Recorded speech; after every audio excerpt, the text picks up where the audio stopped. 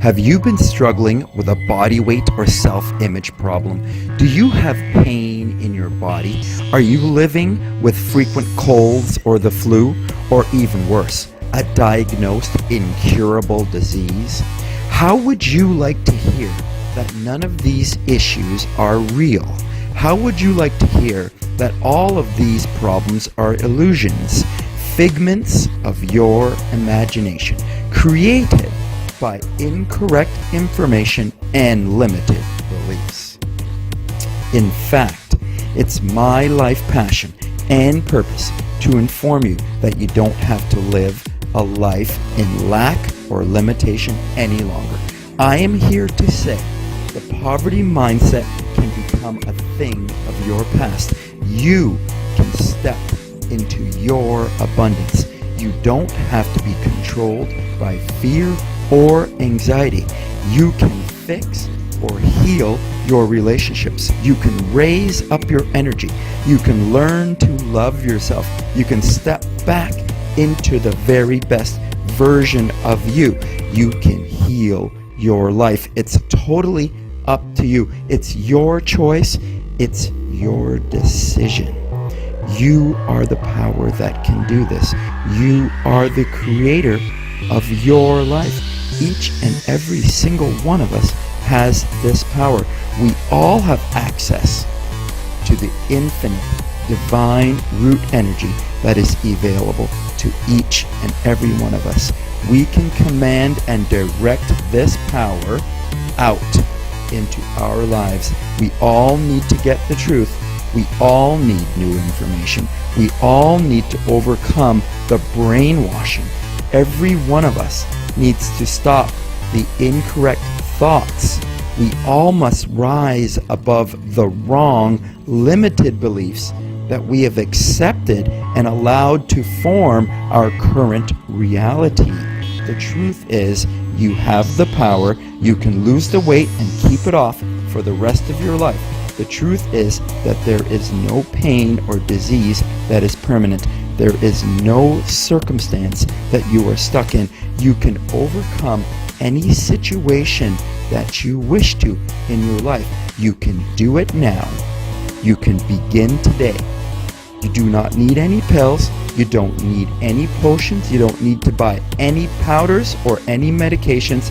You have everything that you need to change your life. Welcome to my weekly YouTube broadcast show about weight loss, about healing, and about improving performance in any aspect of your life. I'm your host, John DePass, the Melon Man.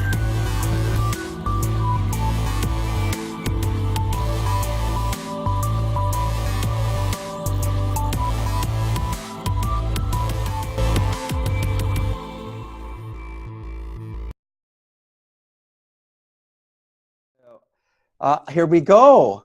All right, the Melon Man here. I'm back again, guys. And I have, through the power of our universe, I've been gifted this time to share with Ann Sermons Gillis today. And I have never spoken to Ann. I have spoken to her for a grand total of 7 minutes, Ann? Maybe, yeah, maybe 7 minutes. Maybe. I have found my way onto her page. I'm not even sure how I found my way onto her page. Somebody, I guess, added me to the group. Brenda Sage added you to the group. Someone added me to the group, and I was just posting stuff out and putting it out to groups that I am associated with, and that's how I bumped into Ann. And we had a little bit of dialogue, and I recognized that she was deeply involved in affirmations, and affirmations are such a big part of my life and growing. And I always try to encourage my customers to recognize that thoughts are things, that words are things, and that we speak power or victimhood into our life. We speak trauma or we speak abundance into our life. And we are managed by the things that we think and the things that we say. And if we want to change our life, we've got to change the things that we think and the things that we say. So I immediately, once I had contact with Anne, knew that a lady with her experience running an affirmations page was someone that I would like to dialogue with and get to know better.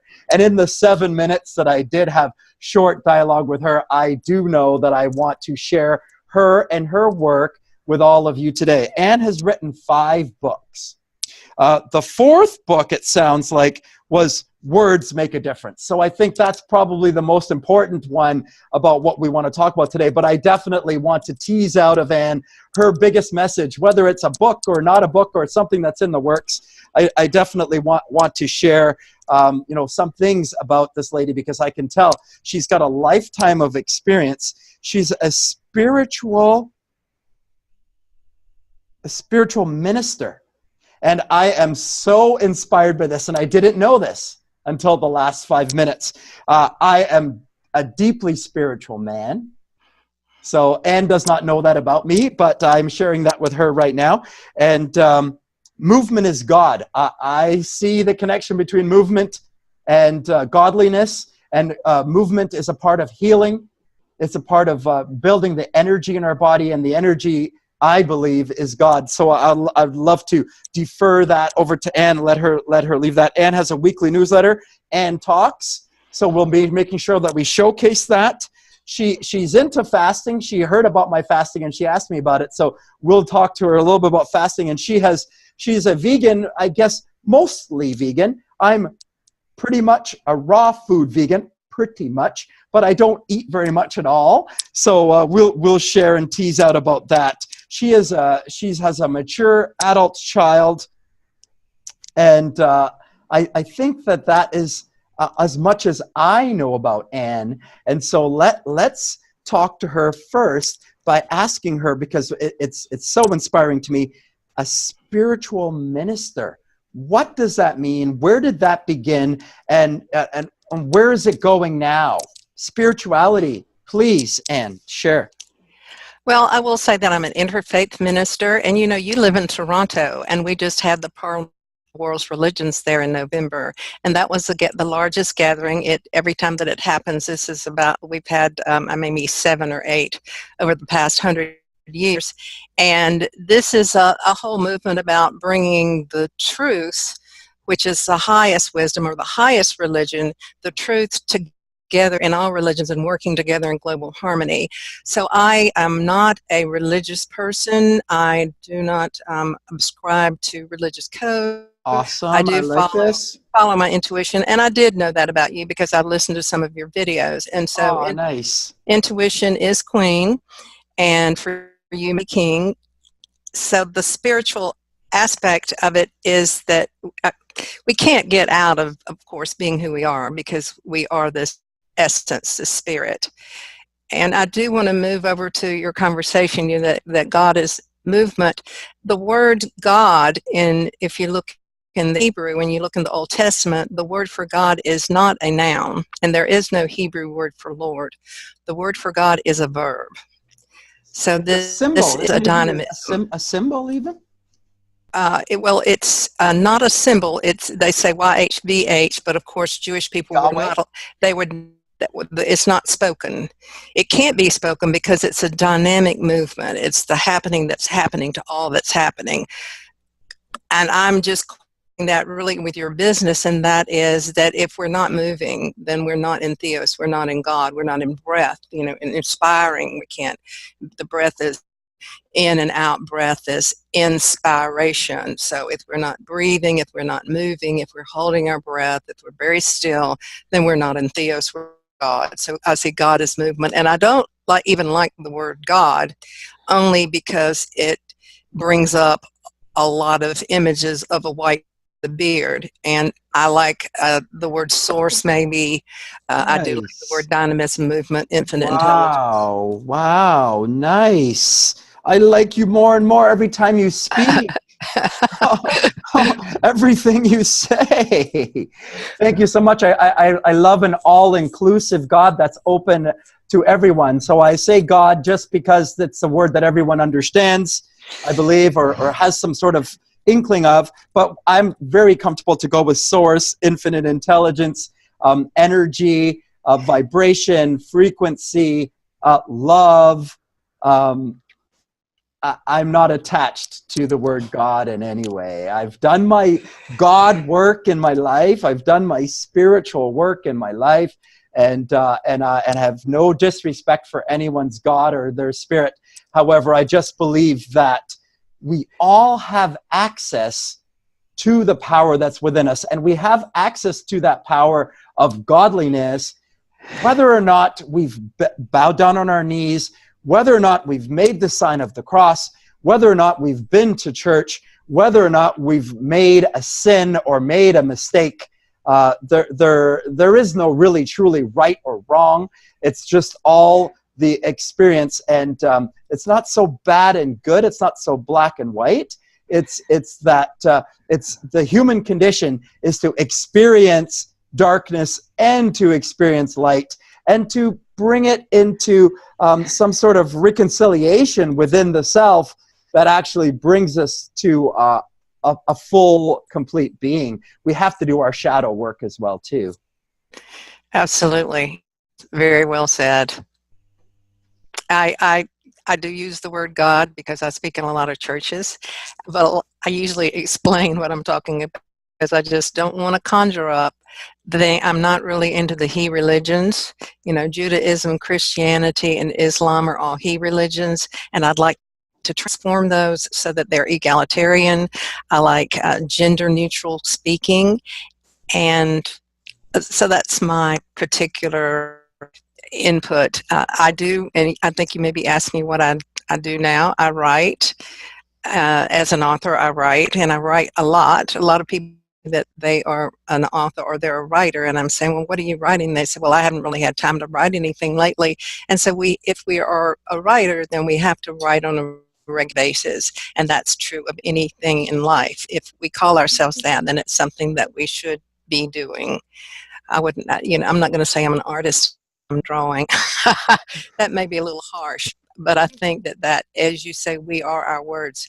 Yes, my book, Words Make a Difference, is about affirmations, and it is about moving from me, because we have to heal me first. But if we stay in the me of spirituality, then we get stuck in narcissism, we get stuck in selfishness and self-righteousness. We begin to trust people, call people less than. So we have to move to a compassion stance that is to a we position, Oh, and I want to go back and say something about God. And you said everyone has access to God. God is unconditional love. So unconditional means unconditional. That's an infinite invitation to be okay. It's not a conditional invitation. It's infinite.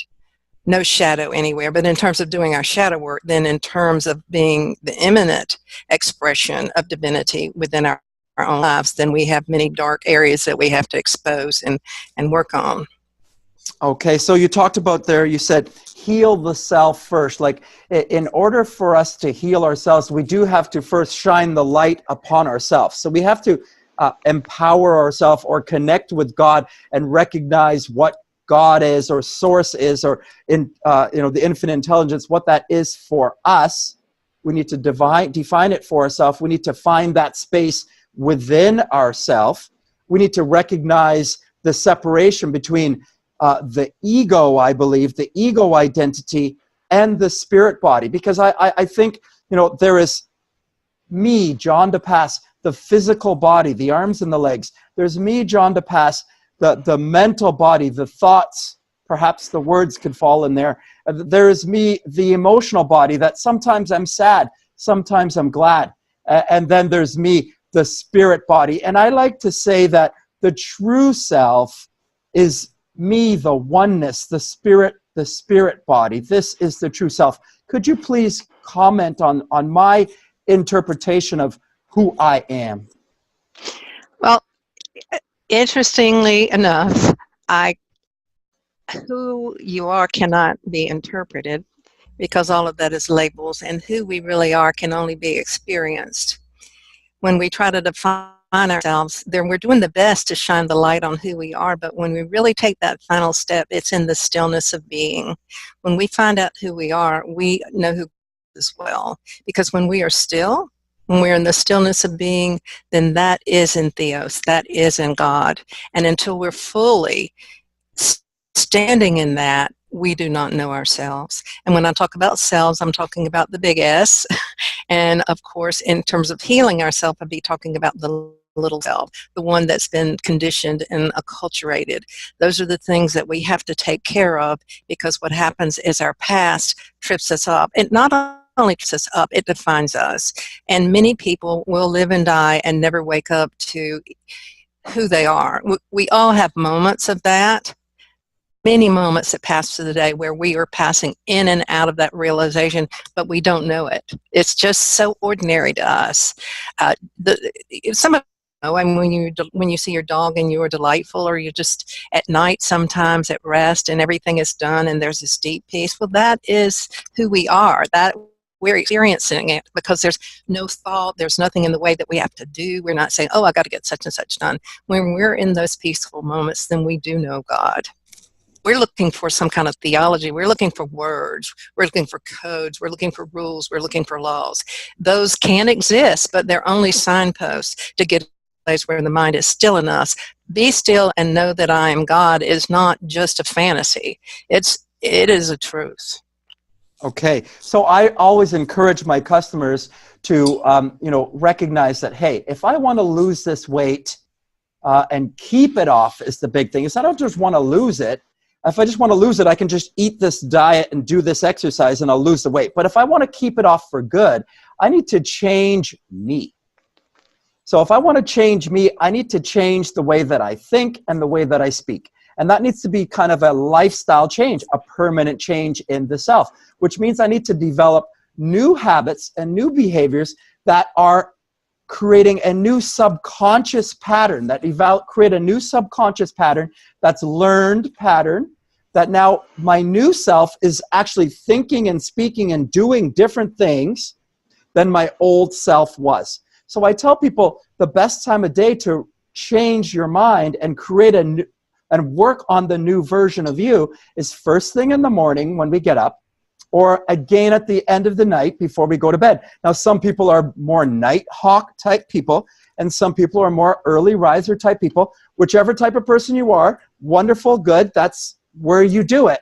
But it's to be quiet and be still, and like you said, be mindful or meditative or working on your breath, or just be conscious at that time. It can be as simple as that.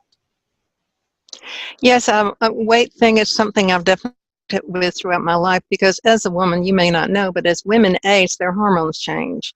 And so for every pound a woman loses, she has to do 4 times more work than a man for the same outcome because of our hormones and the way that the body holds on to its weight.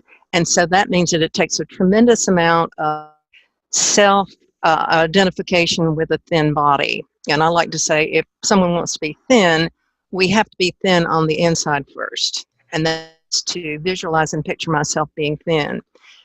I'm doing these workouts. I'm constantly changing my workouts, but there's a lot I do, and I'm doing some yoga lattes. And in the yoga lattes, there's a lot of the plank pose. And my upper body strength is not as strong as it could or should be. And so when I do this, as I'm doing it, I picture myself very, very strong. I picture my arms very, very strong.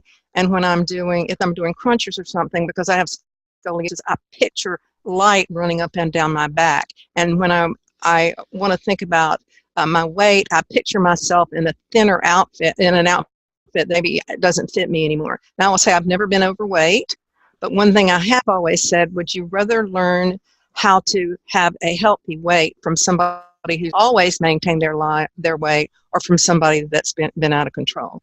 There is with their weight, and they've lost and they've gained, and they've lost and they're gained.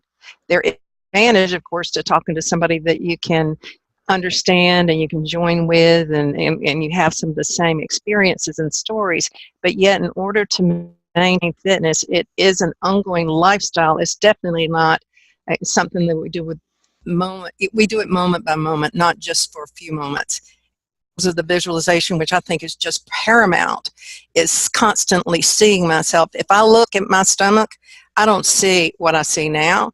What I do, because women tend to gain weight after age 50, I think they start gaining in their middle. When I look at it, I see slim abs.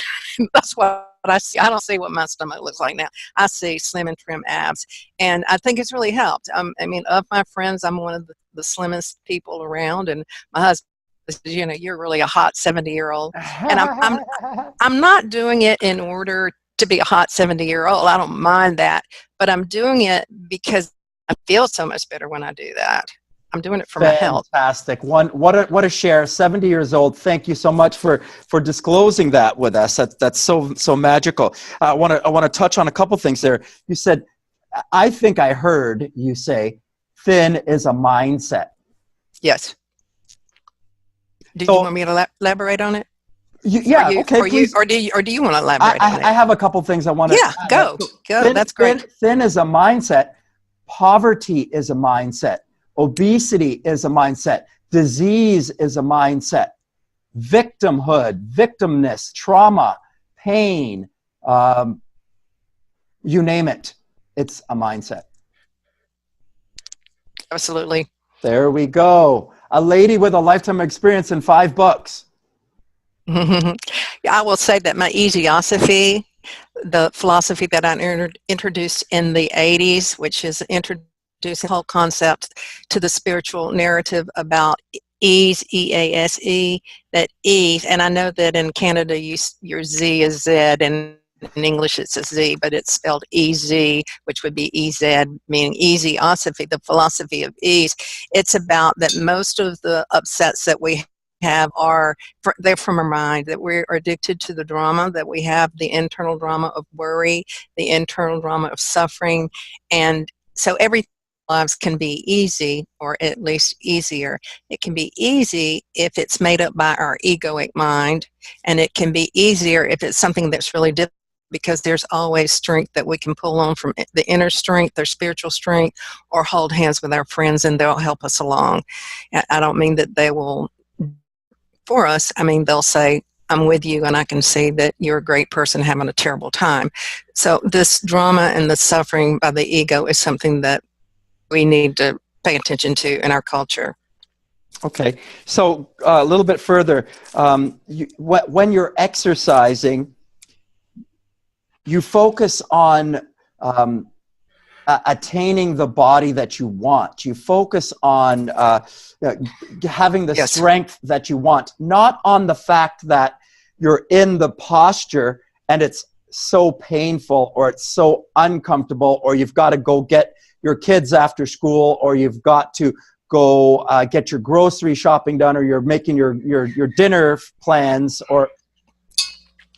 Yeah, what I out is that I will picture what I want to look like, and I will also give myself messages. For example, I'm very inspired by the woman that lives in New York, 100 years old, that's a yoga instructor. And so if I'll be doing an asana or something that I find difficult, I'll go, come on, Anne, this lady in New York is 100 years old. You don't have to think that you're getting old and decrepit. Come on. Sorry, how old is she? 100. 100 years old. So and you compare yourself to someone that has more age and is still doing it. Yeah, and still doing it. And I don't know if you know Ernestine Shepherd. She must be like 80 years old now. She's a weightlifter, and she didn't start. Bodybuilder? Yes. Yeah, she's a bodybuilder, and she didn't into start. Her 80s, I believe. Yes. Yes, and she didn't start until a long time ago. And I will listen everyone. Will get hers out and say, look at how Ernestine looks. So I use these models, and even as I told you, you were a model for me when I was doing a limited fast yesterday, and I saw your video, and you said I haven't eaten since Sunday, and I go, all of a sudden my hunger disappeared, my stress disappeared. It's because I thought I don't have to have this. It was just miraculous. It disappeared because I looked at your video that you sent. Isn't this how God is working with us? Isn't this how the source is working with us? We're a community. We're a healing community. We need each other to grow and to heal. And my message that was coming from my spirit and I was shining my light, it fell upon you, and you are open to receive it. And yes, can you hear me? yes. Okay, my husband also, I was telling my husband about you because he just started on a new fitness program. He's 72, and so he's doing fasting for once a week, and he's good at water fasting. And I said, you got to see this guy. And I told him about it. I said, he does water fast. Yeah, so anyway, that's very, very cool. Amazing, amazing. So you touched on visualization there. I don't like to tell people, you know what, it has to be this or it has to be that. But I do usually introduce my clients to three things. One, I always introduce to gratitude and the energy of gratitude. I think it's a real simple way to start. Can you hear me? Can you hear my dog? Oh, no trouble. Is it bad? I can't get my husband to tell him to come get her. It's okay. I introduce my customers to gratitude as something they could do in the mornings or evening. Bring yourself to gratitude. I tell my customers to maybe think about the I am, the words I am, and the words they choose to put after I am. So I'll give them some I am videos to listen to. So I am affirmation videos. And then hopefully to actually get them to actually create their own I am affirmations with time. Not immediately, but if they're listening to I am affirmations for a while, that eventually they'll be able to start creating their own I am affirmations. And then the next thing that I do like to encourage clients to do is to come up with their own goals. So to have goals in different segments of their life, their personal goals, health and self-esteem, maybe weight loss, weight gain, whatever their physical goals are, overcoming a sickness, illness, or disease, changing their energy. These will be personal goals. Having relationship goals for their partner, for their immediate relationship, maybe for their children, for their extended relationships, their families and friends, and then also goals for obviously their finances, for their careers, for what they want to do in the future, maybe some vacations for the year, maybe things they want to accomplish, adventure goals, and then also goals for how they want to give back. And these are goals that I think are universal for the coaching world. If you look at the top coaches in the world, you'll see these ideas as kind of goals that we need to have to be fulfilled. We need to have an idea, maybe not a clear idea, but maybe we're going to be starting to think about ourselves in this way, what we want to accomplish in these areas of the life. And if we're not sure yet, then we've got to ask ourselves some key questions. What do I need to learn? What do I need to know? And put that out into the universe. And then that's how we get the answers back. You saw my light being shined yesterday. You heard it. You were open and you received it. So we put out there these questions, and then the answers come. I didn't know that I was going to be speaking with you. I didn't know what we were going to be speaking about. I didn't know that I was going to meet you. However, I have met you because I was open to receive contact with you. And I'm grateful that I have met you and that you've delivered such a valuable message already for me today. Oh, thank you so much. I like the idea, and I have in my book a section on visions, and I like the idea of vision. I think that a vision is somewhat of a goal that's infused with divinity. It's something that's calling to us. I know what a goal does. What a goal does is that we have a blank slate and we look at that, it's like, ugh. But when we put a goal down there, we see something that gives us some kind of direction for the day, and it gives us some time, and it gives us momentum. And so the goal is really good as long as it inspires us. Now, when the goal becomes a prison, then we have to learn that we need to change, do something else because it's no longer working. I found that that's the problem with fundamentalism. Fundamentalism will find one thing and say, I always need to do this. And so if we set a goal, it's okay to change it. It's okay to say, this is not really what I'm about anymore. I thought it was. It inspired me 3 weeks ago, but it's not good anymore. So we need to be sure that we stay in touch with our intuition and we have that vision infused with our goal, that it's not just something that our mind's telling us to do because we think we're not enough, and it gives us this idea that we should have a lofty goal and we're going to fail and then we're miserable. So we have to be very spiritually in touch when we set our goals. Okay, some great stuff there. One thing, yes, goals can be our nemesis as well as our savior. Goals are a wonderful way to start. So I like to start my customers thinking about gratitude, I am, affirmations, and goals. These are just things that I'm introducing them to be introduced to the idea of the mindset and managing the mind and thought. Let them gravitate to whatever they like, but this is just a way to kind of introduce them to it. But I agree completely. We don't want to get so attached to the goal that we get upset that we didn't lose weight this week, or we didn't lose enough weight this week, right? So the other part about goals is, I say there's kind of two sides to it. It's a double-edged sword. The goal is wonderful because it helps us strive forward and it helps to give us some momentum. But the other side to what I think is important here is coming up from the energy within the self and just being with that energy and then allowing whatever is to come to come. So yes, it's great to have the goal in front, but it's also great to kind of accept what is happening along the way. And that's just being present.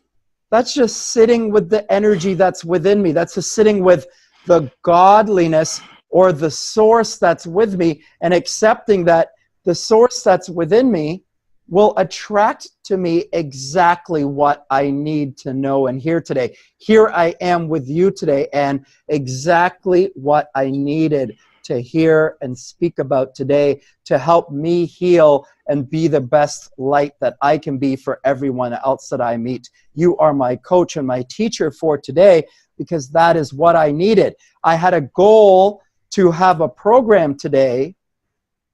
I set that goal and that intention out to have a program for today, but I didn't know that Anne, the perfect coach for me, would arrive. I found Anne by stepping into my center and being with my center. Anne arrived. Isn't that great? Isn't that great? So it was a divine appointment. A divine appointment. Yes, and I'd like to comment, going back to the weight thing, I'd like to comment that I think the statistics are something like 60% of the women that are overweight have been abused or molested, and the percent for men is, I'm not sure what it is, it may be 40%, I don't remember right offhand. It is important to, when we begin to lose weight, it is important to begin to, the affirmation I think it's okay is, it is safe and okay for me to lose weight. I will no longer be abused. I am protected.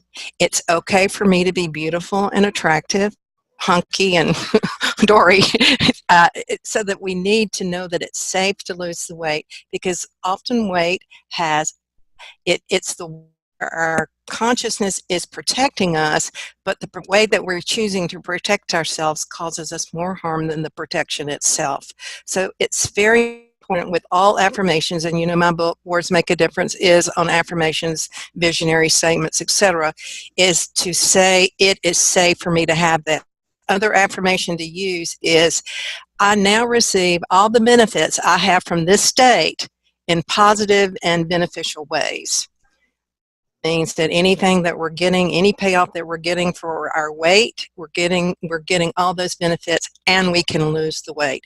So it's safe for me to be thin, attractive, or thin and healthy, because it may go against our family image. Some people think that, some women I've heard believe that if you are thin that you're not healthy. So that's not something that really works for them. And of course, I think studies show that even people that are underweight are actually biologically healthier. People that are what we call the normal weight, which keeps shifting now as the time goes by. Wonderful, wonderful. So people are holding on to, you've mentioned this already, internal drama, an attachment to internal drama, and part of that could be just because of safety.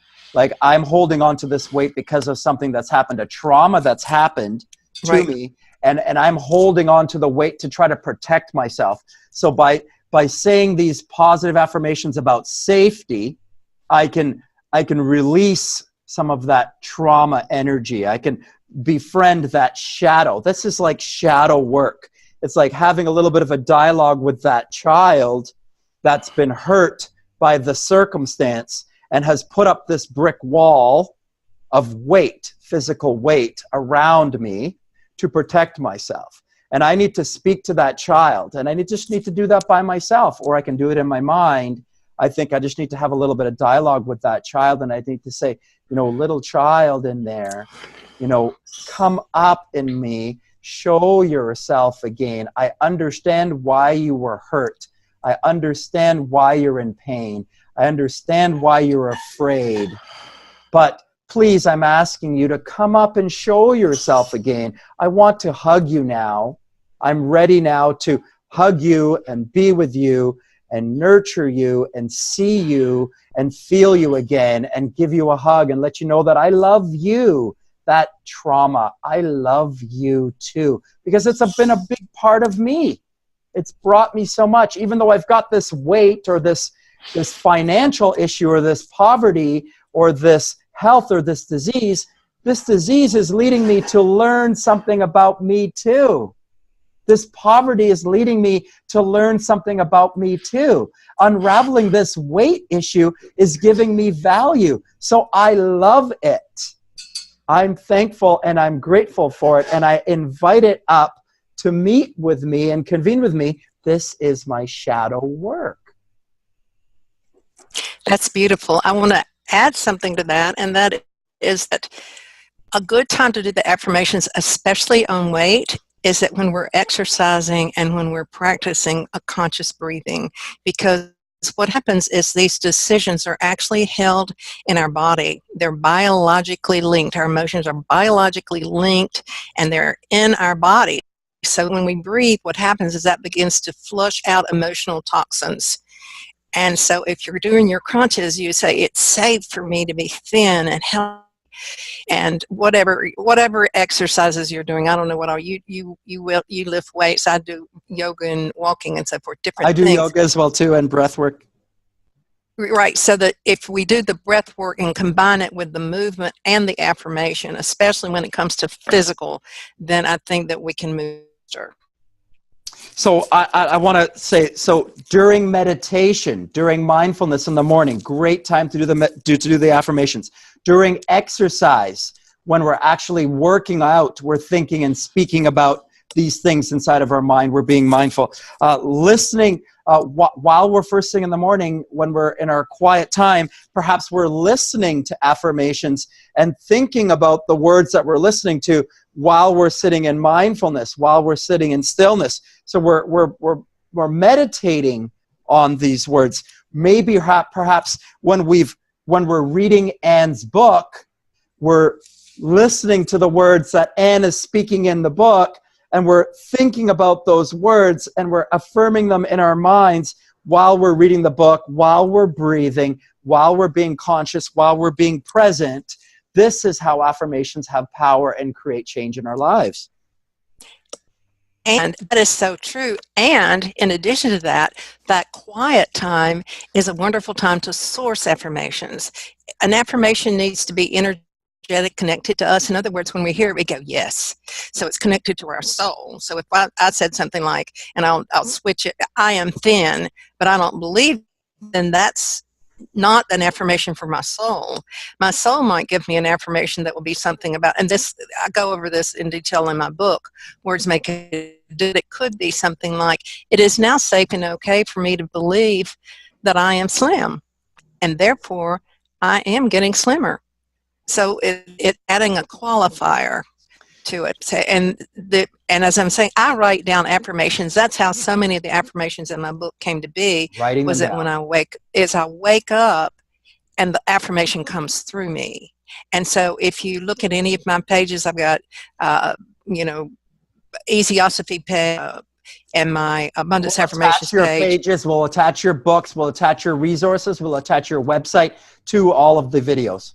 And you can see what I'm writing these things constantly with little slips of paper all over, because I get affirmations from my being. And those affirmations, I want to read something that I just found on my desk. I've got so many pieces of paper, but it's an affirmation that I got, and I love it. It addresses, I think, the light and shadow side of an affirmation. It says, don't make it an affirmation to escape, your path to denial, or a way to suppress upset. Simply make your affirmation a tranquil companion and cultivate constant remembrance. Awesome. So that's Awesome. an affirmation. We want it. An affirmation needs to be something that's comfortable and cozy. If we say an affirmation and it doesn't fit, forget that one. Find the affirmation from the heart. Find the one that's calling you into express, and it's calling you into what you can be. It's very important. So choosing an affirmation that really sits with us and we feel like some resonation, some connection, some vibration within ourselves, that it feels comfortable and it feels good, or it may even feel like resistance sometimes. Do you not see the value of working with a resistant affirmation? I do see the value of working with resistance affirmation, but you have to know how to work with the resistance affirmation. Do you know how to work with resistance affirmation? I do, and I think that is very important to why do I not feel comfortable about this affirmation? You got to ask some other questions. You've got to sit with those affirmations a little bit more. You've got to tease them out a little bit more, and you've got to go around them a little bit. Why don't I feel comfortable to say I am thin? What's missing from me thinking or saying I am wealthy? What's missing from me there? Is it that I'm not deserving of wealth? Or I can't see the wealth that's being given to me in so many other ways? Maybe I am not wealthy in the bank account right now. Maybe I am broke in the bank account right now, but I am a child of God. So I am prosperous and wealthy, and it is my birthright to be prosperous and wealthy, so I am worthy of wealth. And I am deserving of wealth, even though it's not here. And wealth is being given to me because I have a beautiful wife, and I have a beautiful child, and I have a wonderful dog, and I have a wonderful business, and I've been given so many gifts. That prosperity and wealth has been given to me in so many ways that I have to recognize that. So I can see I am wealthy, and I can sit with my wealth even if my bank account is empty. I can see I am wealthy.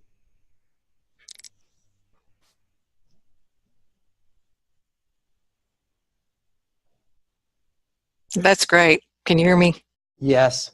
Okay, that's wonderful. I love that. I want to mention that there's so many different ways to work with resistance affirmations. The first book that was published in the 90s, I do have a section on affirmations, and it talks about how to work with resistance. And I think that that's in the book, and that's also in Words Make a Difference. The way to work with resistance is if you want to write the word, if you just write I am wealthy, if you want to make I am wealthy, then the thing you do is you write your resistance phrase down, and that is I don't believe that. Then you write I am wealthy, and then you write your resistance phrase down. It could be, oh right, I am wealthy, and you just keep writing the resistance page, and you go over and over the same affirmation until finally everything has come out, and you get to the bottom and you just say I am wealthy, and it's like yes. Also might be that you develop a change. It's safe to be wealthy because, again, whatever our poverty level is, our prosperity level is. I'm a victim. I get some sort of reward from being a victim. I talk to my friends about being a victim. My husband, I don't like my husband.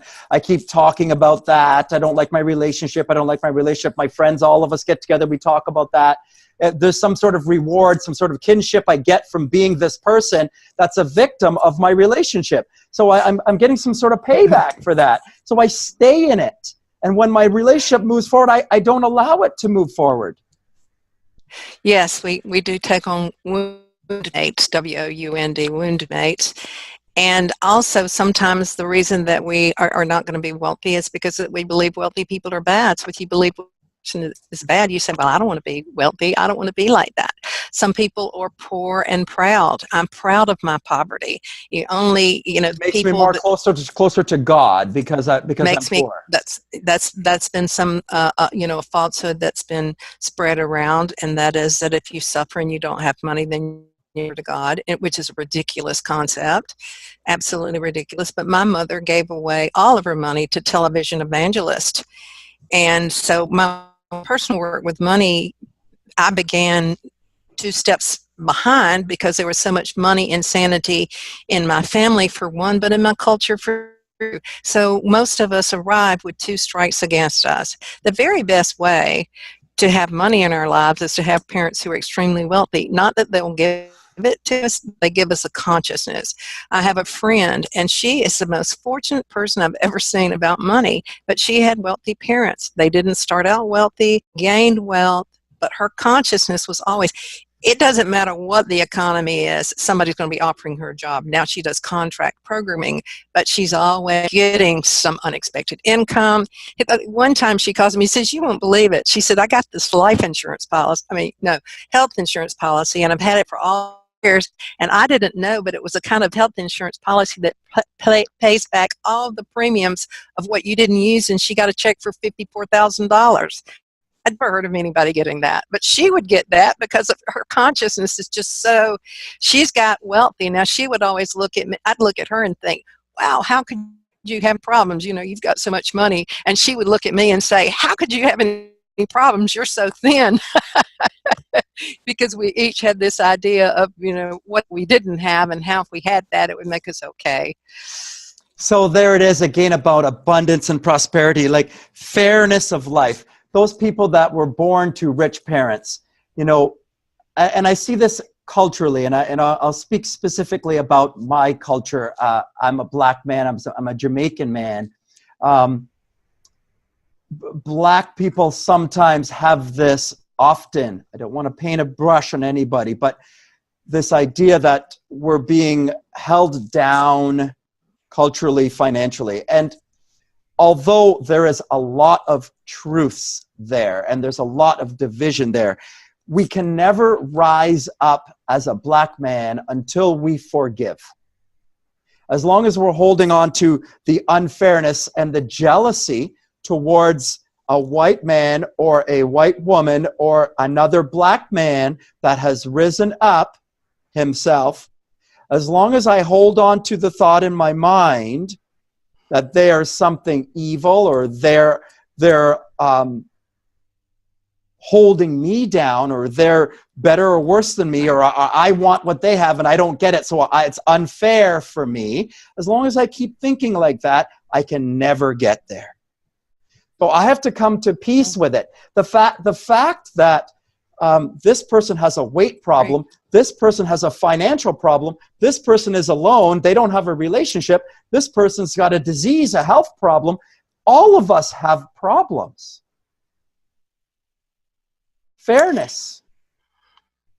We have to recognize. We all have challenges that we have to overcome, and affirmations and thought and word is the way that we get over it. That's a very tricky and complicated subject.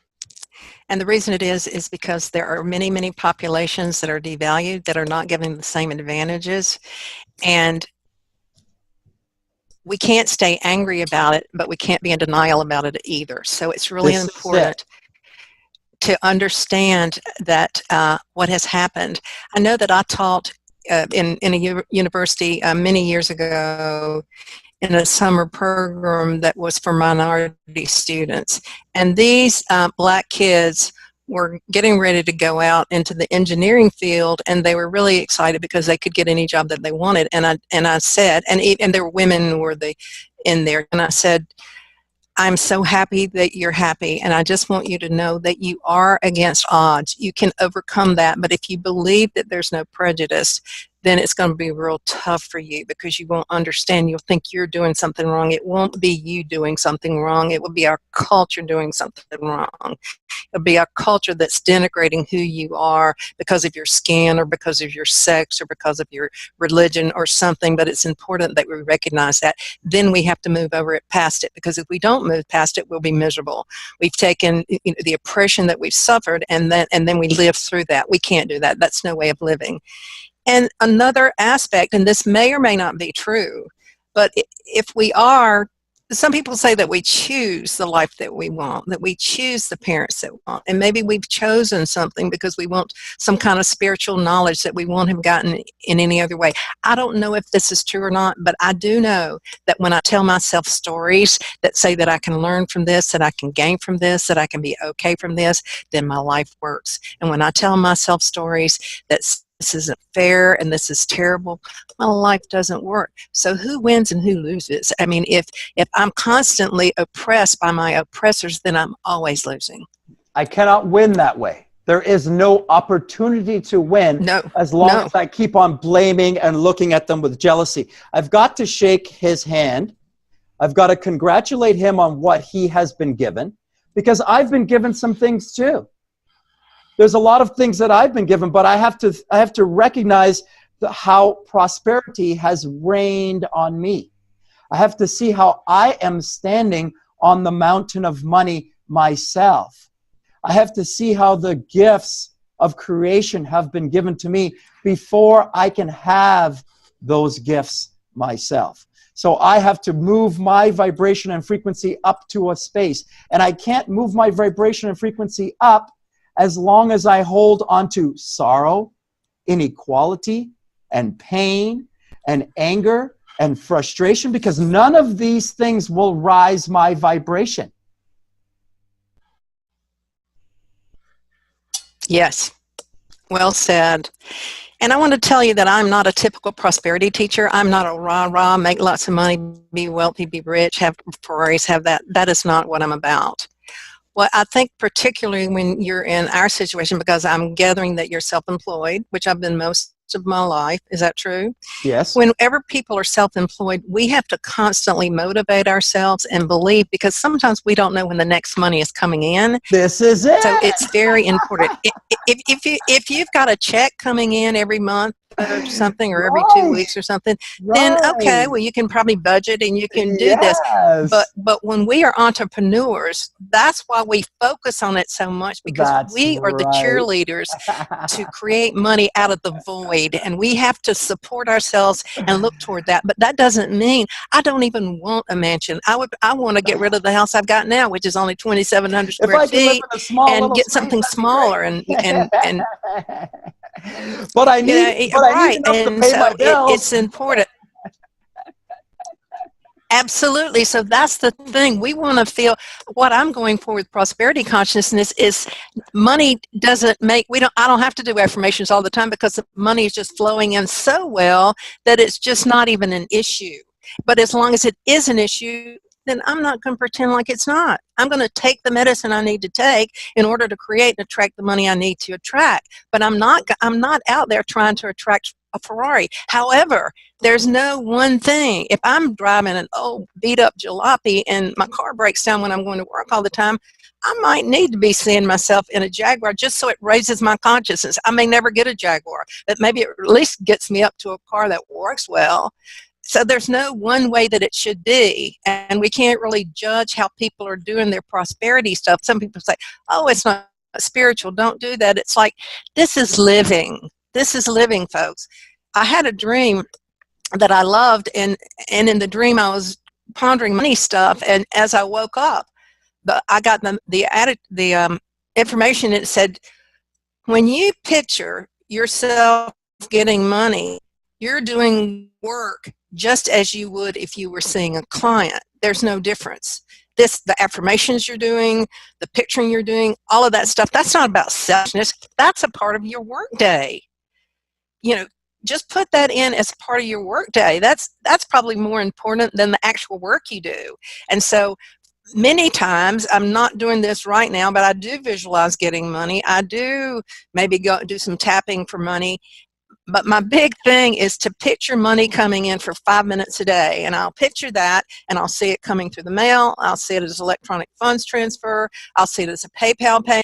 And that way, it raises my consciousness up. Every time I do that, I'll get something will start happening. Something will start moving in my finances. Because I'm not saying, a lot of people say I want to sell, a car salesperson says I want to sell 5 cars this month. That's okay. You can have that goal. But what I want is really the money that I get from selling the 5 cars. So I'll go in and just picture the money coming in, and then the money starts flowing in. One time every night before I went to bed, I would picture money just falling out of the sky. And I thought, that's the most ridiculous thing I've ever heard. Who's ever heard of money coming out of the sky? And I thought, maybe I'll do something different. The next day, I went to the bank, and they had this contest going on. And the person who won, they would have a drawing, and the person that won could get in this box, and they turned on a fan, and all this money started flying in the air, and you could have as much of it as you grabbed. Well, when I entered that contest, I knew for sure that I was going to win, because I was the only person picturing money coming in. And guess what? They called me up and said, Ms. Gillis, you've won the contest. Come get your money. So now I want to expand upon this. You know, I'm talking about poverty. I'm talking about wealth. I'm talking about being Black and being disadvantaged. I'm only talking about those things because I want you to relate and see that this is the same. Poverty is a mindset. Weight, obesity is a mindset. Disease, sickness is a mindset. Slim and energetic is a mindset. Wealth is a mindset. Sexiness is a mindset. A relationship, a loving relationship is a mindset. And all of us can do it. Whether we are a woman, whether we are in a wheelchair, whether we are Indian, Asian, or Black, we can all do it, and we can all change our circumstance and our situation by doing the work that is required to change our thoughts, our words, our habits, and our behaviors. We can change our life, and we can accomplish what we choose if we make that choice and do the work that's required to get it. Absolutely. And I want to add to that idea about it, that it's a mindset. Understand that the mind has two aspects, and one of those is the emotional. So it's thinking and feeling. We have to think, we have to be emotionally related to the idea, and then we have to have the related to the idea. So it's thinking and feeling. So when they say change your mind, change your life, it's the mind that we have to change, is the emotions and the thinking. It's just not the thinking alone, it's both. We have to have the feeling nature. I have to feel what it's like to feel slim. I have to feel what it's like to feel abundant, and I have to think the words as well. If I have an errant thought like, oh my gosh, I'm not going to have enough money, we don't even give any kind of preference to that thought. We just let it slide by. And I like to say that's what the mind does, and then replace it with a new thought, because sometimes we get afraid of our negative thoughts, afraid of our lack thoughts. We just need to let them pass by, because the mind is always going there. And the mind left unassisted always goes down. So when we assist our mind, once the thought has gone by, then we can have the nourishing, refreshing, and loving thought, but not to worry about the thought that just passed or the feeling that just passed. They will pass. Now, two things I'd like to say about that. Wonderful point, the negative thought. We can't really control the thoughts. They pop up. And if we've had a habit of being, in obesity for a long period of time, obviously those are the thoughts that we have. And if we start trying to change them, obviously those negative thoughts are going to come up and come back. Very normal. Poverty thoughts are going to come up and come back. But when we notice them, once we start affirming positively more frequently, and we feel the positive feelings associated with that, we're going through our day with the positive feelings. We just did our affirmations. We get out into our day, and all of a sudden, wait a sec, I don't feel good. What is it? Oh, it's the negative thought that's come into my head. I just recognized it. I'm thinking about the poverty. I'm thinking about my fatness, my overweightness, my obesity. And you know what I have to say about that is, Thank you for that awareness. Oh, I'm There you go. so grateful for that. Thank you for that sadness and sorrow I feel right now. It's so important because it's shining a light on something that I have. It's my shadow work. It's letting me see the value of the negative thought and how I'm creating this obesity, this poverty. It's showing me how I'm creating it. Oh, thank you. God bless.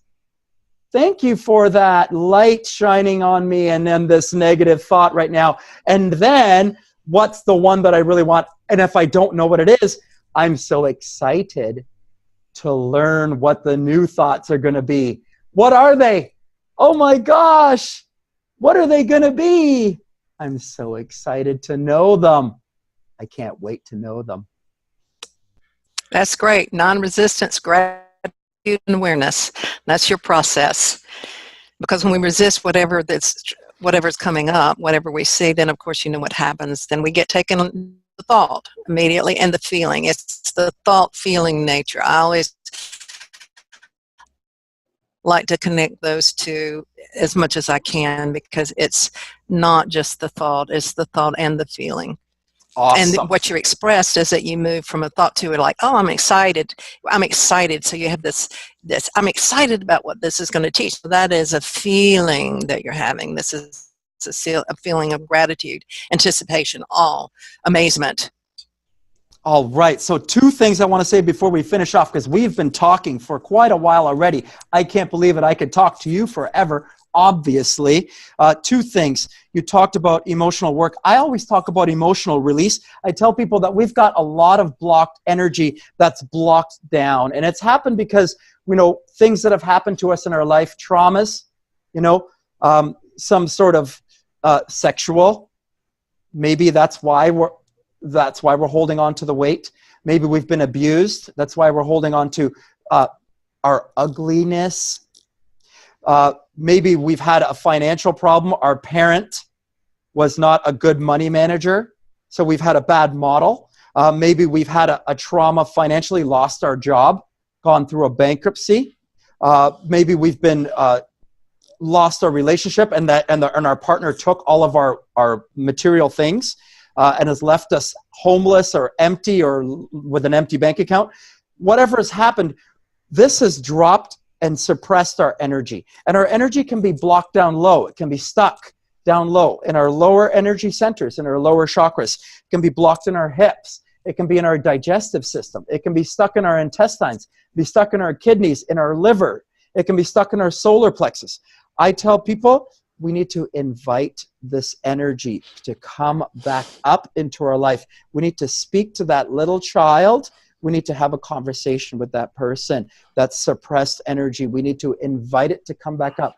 We need to ask it to come back up. We need to sit with it and invite it to come back up. And the big thing that I think that you talked about that I really want you to comment on to close this off, please comment, I am enough. Please. There's several different beliefs that everyone has, and some people have a high amount of it and some people have a low amount. One of them, for example, is I'm bad. Another one is I'm not enough. So if I'm not enough, then I project that onto the world, and that comes out as there's not enough time, there's not enough love, there's not enough money. And so change begins with us. The change is I am enough. It's safe to understand that I am enough. Well, then often the ego will kick us in the butt because they'll say, you're too much. You're too much. People can't handle you. You're just so alive and so bright. And so then we got the other side of that. And this happens constantly as they're between 2 opposing thoughts. And both of them are inside of us having some kind of war going on. And we have to learn how to deal with both of those things and integrate those things and realize that it's safe and okay for us to realize that we are enough, we have enough, we do enough. I mean, it comes into I don't do enough. We panic because we don't do enough. We're defined by our doing. So that I'm not enough really translated into how much I'm doing. And then the other side is that I'm too brilliant. I'm more than people can handle at the time. I'm before my time. All of that comes from your too much. So you can see what a conundrum we get in when we have those two opposing that are balanced against each other, and both of those have to be worked with and healed, because we can't move on, because if one of them gets healed, the other part's still out there going like that. So to work with both of I'm too much and I'm not enough, and heal those two issues. And we don't have enough time to go into healing those, but that gives you a head start, and I do talk this in my book. Awesome. Words make a difference. Awesome. We're going to shine a light on your book. I want to finish off with I Am Enough and say it's about self-worth, right? And we have to see ourselves as a birthright. It's a birthright that we're born here and we're entitled to it. It's not about whether or not I asked Jesus into my heart. It's not about whether or not I did a sin and I'm not good. It's not anything to do with that. It is your birthright, regardless of the sin, regardless of Jesus, regardless of God, regardless of your sex, regardless of your color, that there is a part of you that is spirit. There is a part of you that is connected to the whole. There is a part of you that is the child of God. There is a part of you that is godly, and you deserve to have what you have. And that part of you is perfect. And your ego and your personality may be broken, and that's not you. And that broken voice is not you. You are the perfect bit, and you need to recognize your value and your worth. That's beautiful. We Awesome. are eternally innocent. Eternally innocent. We have never done anything. Not our being, who we are, can never harm anyone. You know, we do have, as you said, we have behaviors, but it's important for us to know that we're innocent. That's about original sin. Original sin isn't anything we did. It was the belief that there was something wrong with us. That's what the original sin was. It was just the belief. That's why, you know, if we use the Garden of Eden story as a metaphor, we left the garden because we believed that we were wrong. We believed we weren't enough. We believed these things about ourselves. So we had to move from a state of consciousness, a heavenly state of consciousness, into a difficult state of consciousness. And how do we deal with that consciousness? And it may be just fine that we moved into that, because, like you say, what are we going to learn? How exciting is this? Oh, wow, it's God on the ride through human body, trying to take in everything that we've created. Yay! And Sermons Gillis, we will attach everything about you to anything that I put out with this video. God bless you. No God bless you. Whether you're godly or non-godly, I am blessing you. Thank you so much for your time. Thank you so much for your inspiration and bringing love and joy into my day today. Thank you so much for spending the time with us. Thank you so much, John. And I'll say, as I say on all my videos, I always like to end with, and I love you. Awesome. Thank you.